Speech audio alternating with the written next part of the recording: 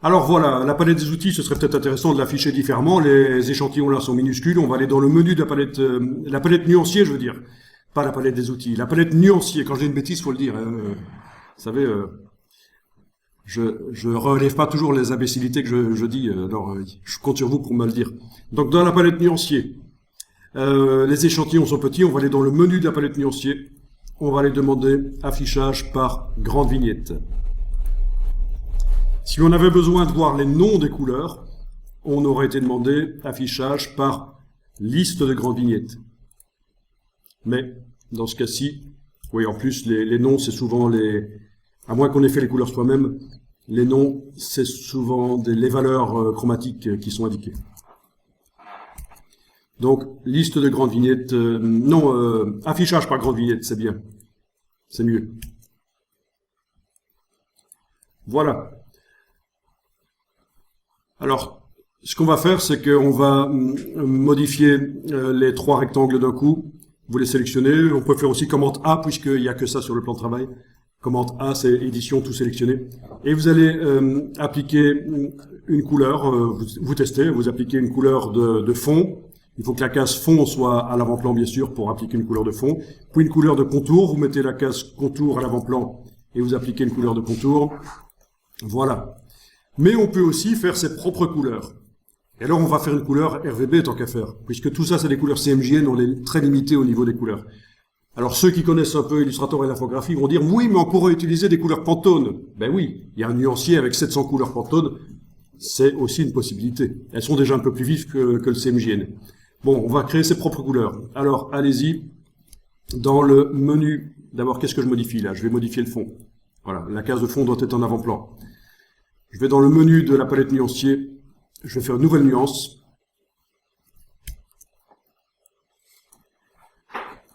Nuance de type RVB. Et vous allez cocher ceci, l'option globale. Dans InDesign, quand vous créez une couleur, elle est d'office globale. Ça veut dire que quand vous allez modifier par la suite la couleur dans le nuancier, tous les objets du document qui utilisent cette couleur se modifieront. Dans Illustrator, il faut le demander que la couleur soit globale, qu'il y ait ce lien entre la couleur du nuancier et les objets. Donc, couleur globale.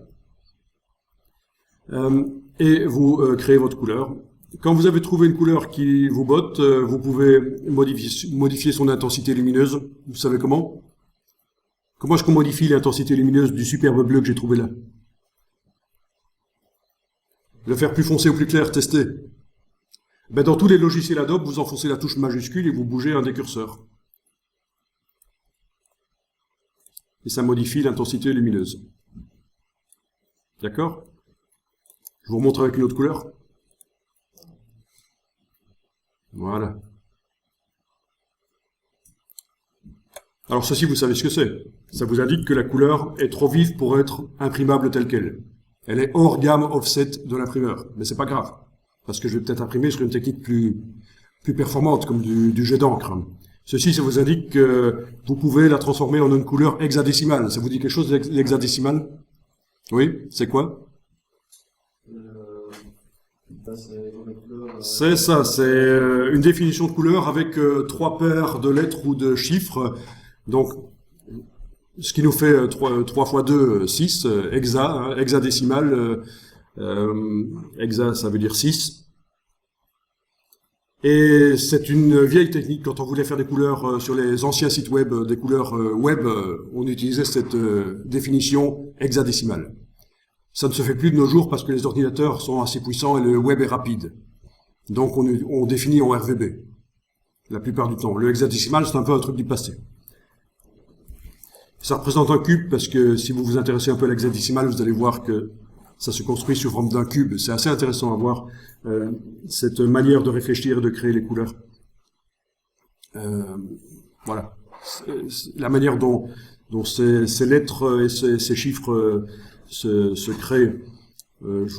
Si vous me faites penser, je vais vous retrouver une petite démo sur le web à ce propos. Enfin, peu importe. Si je vous en parle ici, c'est parce que c'est là et voilà. Vous pourriez ne pas connaître. Donc, vous en occupez pas, quoi, de ça. Choisissez votre couleur comme vous voulez. Ok. Voilà. Alors pour le contour, on va également choisir une couleur. On va la faire.